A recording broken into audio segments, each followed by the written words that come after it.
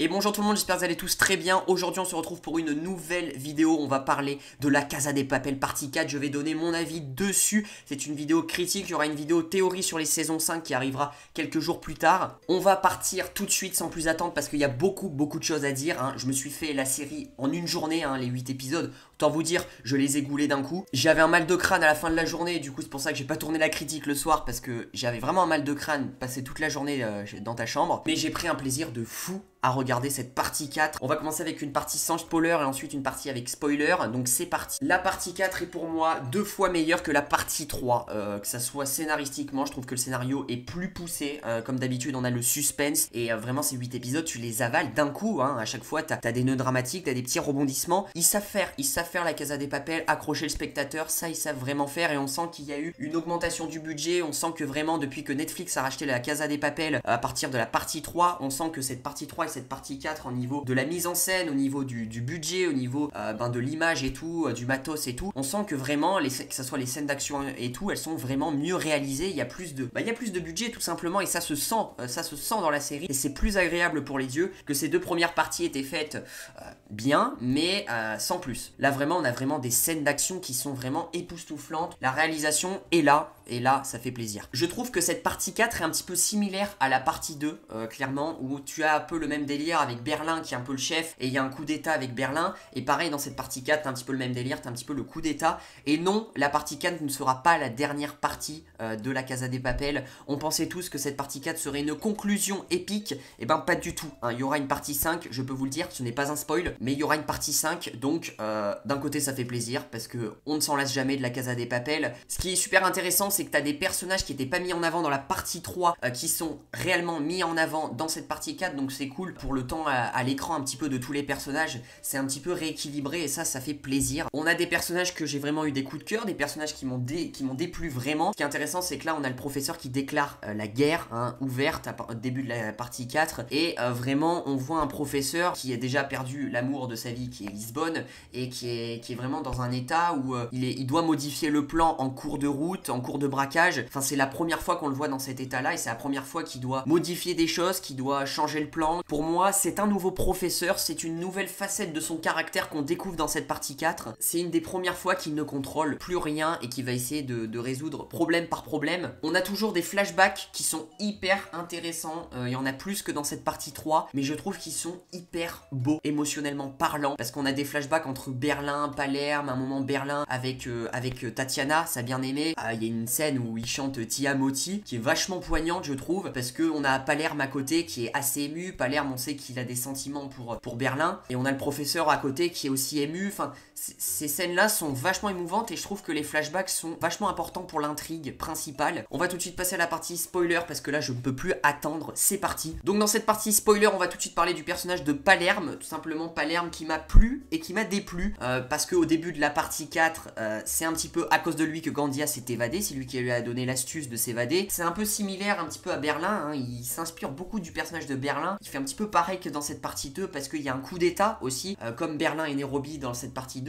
Là dans cette partie 4, il y a un coup d'état entre Tokyo et Palerme, et Tokyo prend le pouvoir, Palerme ligoté, et après Palerme va revenir dans la bande, mais il est quand même ligoté à un moment, et c'est là où il m'a vraiment déplu parce que déjà il fait vraiment le macho et je l'ai pas aimé du tout dans cette première partie de la saison 4. En plus il libère la bombe atomique qui est Gandia, il a vraiment créé le bordel et il a vraiment foutu la merde. C'est à cause de lui que Nairobi est morte en quelque sorte, mais Palerme m'a beaucoup touché à la fin de cette saison 4. Il m'a beaucoup touché. Palerme, dans les flashbacks déjà j'ai bien aimé. À un moment il y a un flashback qui est très poignant. T'as Palerme et t'as Berlin. Berlin essaye d'embrasser Palerme pour voir ce qu'il ressent pour les hommes. Il ne ressent rien et Palerme est très triste, vraiment parce qu'on sait que Palerme était amoureux de Berlin pendant tout ce temps et Berlin ne ressent rien et du coup Palerme est vraiment en larmes parce qu'en fait il peut rien faire contre ça et en plus Berlin se barre dans cette scène flashback et c'est la dernière fois qu'il va voir Berlin. Après il ne le voit plus jamais. Tu termines sur un souvenir comme ça, c'est terrible. C'est pour ça qu'il était il est très ému, il était très ému au début de la saison 3, je m'en rappelle quand le professeur allait le chercher chez lui. Et cette scène de fin aussi m'a beaucoup touché entre Palerme et Helsinki, qui tous deux en larmes, hein, bien sûr, suite à la mort de Nairobi, suite à tout ce qui se passe. Et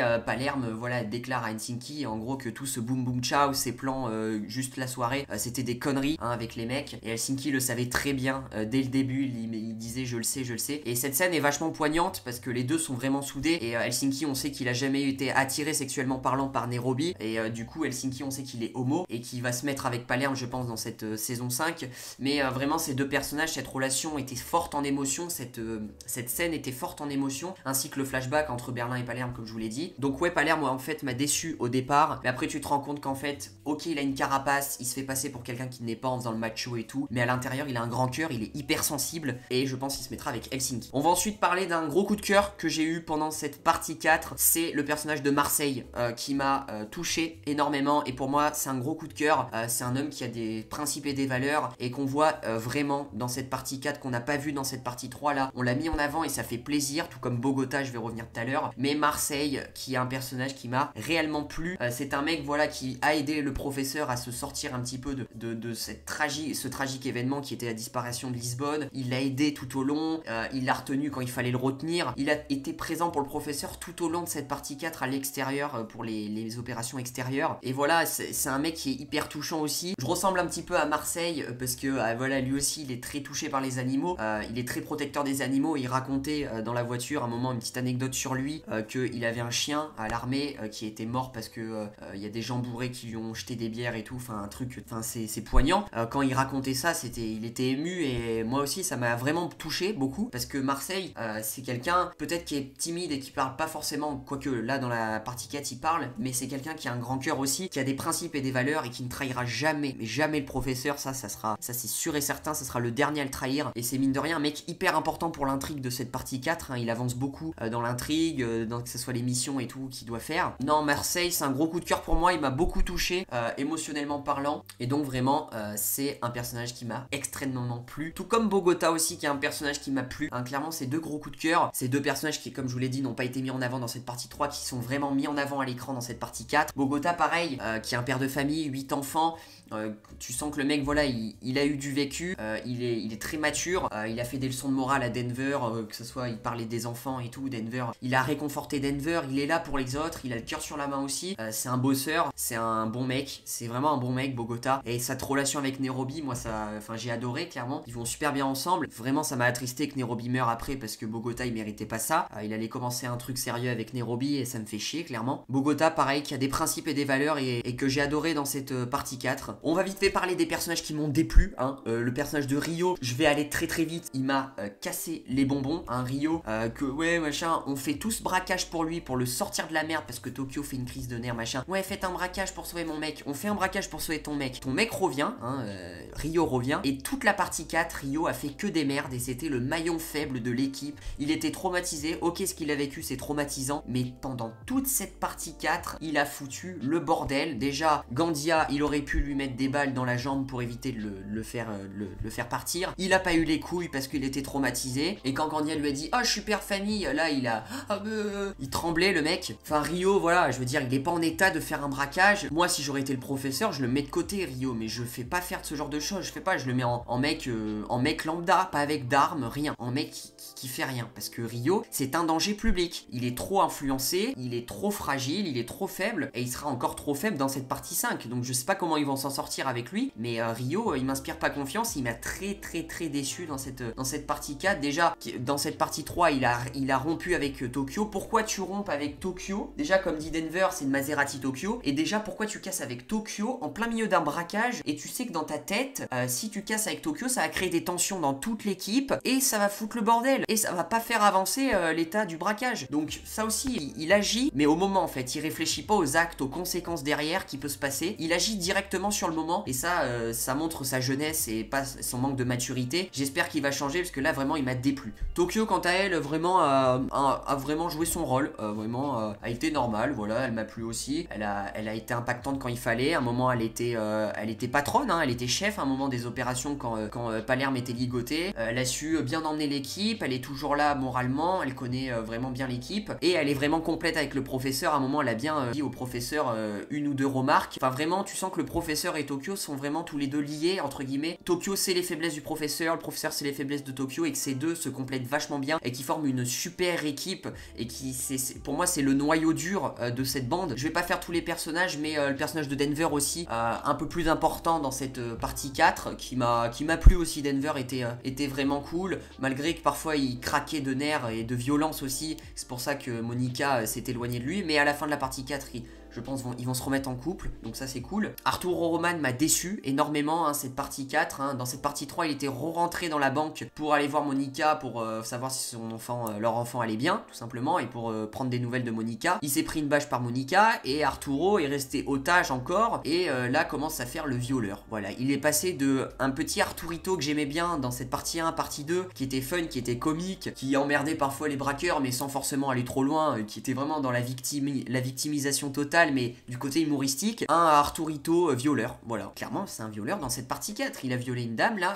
c'est un violeur. Voilà, avec ses cachets à la con. Pour moi, ce mec n'a même pas besoin que j'en parle autant, parce que c'est un gros violeur, et pour moi, c'est du gâchis. C'est du gâchis, et il m'a vraiment déçu. Voilà, maintenant pour moi c'est qu'une merde, clairement Arturito. On va parler maintenant de Gandia, hein, Gandia, quel enfoiré, clairement, quel enfoiré, il a bien joué son jeu. On va pas dire qu'il a mal joué son jeu, ok, il a fait mal à nos héros, mais il a bien joué son jeu, hein.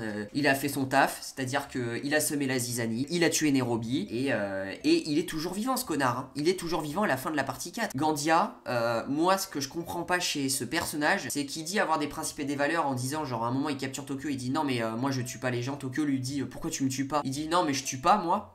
Ok, mais pourquoi tu tues Nairobi alors? Explique-moi ce qui a changé dans ta façon de voir les choses. En 5 minutes, est-ce que ta façon de voir les choses a changé? T'es le mec, en soi-disant, tu veux te faire passer pour un héros, mais en fait, tu tues Nairobi. Pourquoi tu tues Nairobi, sachant qu'il y avait aucun risque? Tout le monde avait baissé leurs armes, Gandia avançait tout doucement, l'arme pointée sur Nairobi vers sa base secrète, là, son bunker souterrain. Personne pointait d'armes sur Gandia, personne disait rien, ils avançaient tranquillement, et là, d'un coup, Gandia, un coup de sang, je sais pas ce qui lui arrive, tac, balle dans la tête, et il se casse pour aller dans son bunker secret, et du coup pour prendre de l'avance, pas qu'on le découvre. Donc d'un côté c'est bien joué de sa part, je vais pas dire le contraire, parce que il prend de l'avance, et stratégiquement parlant il fallait qu'il sorte des toilettes déjà, et qu'ensuite qu'il rejoigne son bunker, donc c'est vrai que c'était assez compliqué de faire ça sans ne pas tuer Nairobi, quoi, tout simplement. Mais sinon, enfin, je comprends pas son attitude de tuer Nairobi comme ça, sans froid, d'un coup sec. Alors après il s'est pris des éclats de grenades et tout, mais c'était assez choquant. Nairobi elle mérite pas ça, on va en parler de Nairobi pour conclure. Nairobi elle mérite pas ça, elle s'est remise de son omoplate, moi j'étais hyper triste, j'étais vraiment au bout de ma vie. Nairobi s'est remise de son omoplate, elle allait commencer une relation avec Bogota. Pourquoi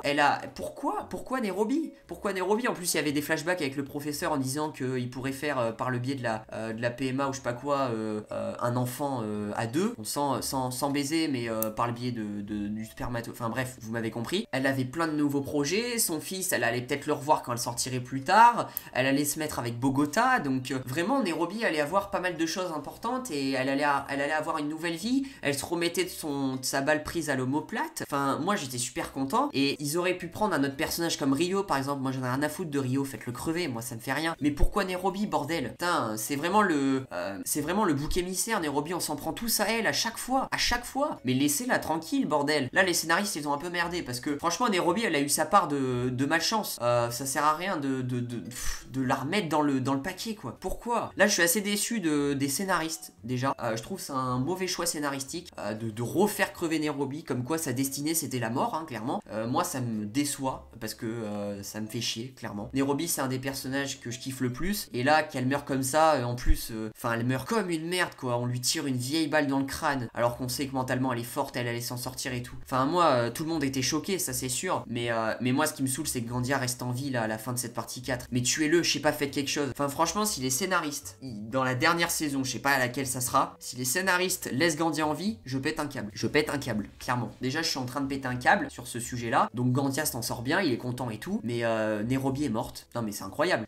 Cette partie 4, je pense qu'elle a fait le plus de dégâts possible par rapport à une partie 3, une partie 2, une partie 1. Ça c'est sûr, elle a fait énormément de dégâts. Ensuite ce qui était intéressant c'est l'évasion de Lisbonne aussi, que j'ai vraiment adoré. Le professeur il m'a choqué avec son plan, franchement c'est hyper stratégique, c'est hyper précis, où il a appelé des Turcs pour creuser un trou de 11 mètres pour aller ensuite chercher Lisbonne dans le parking souterrain.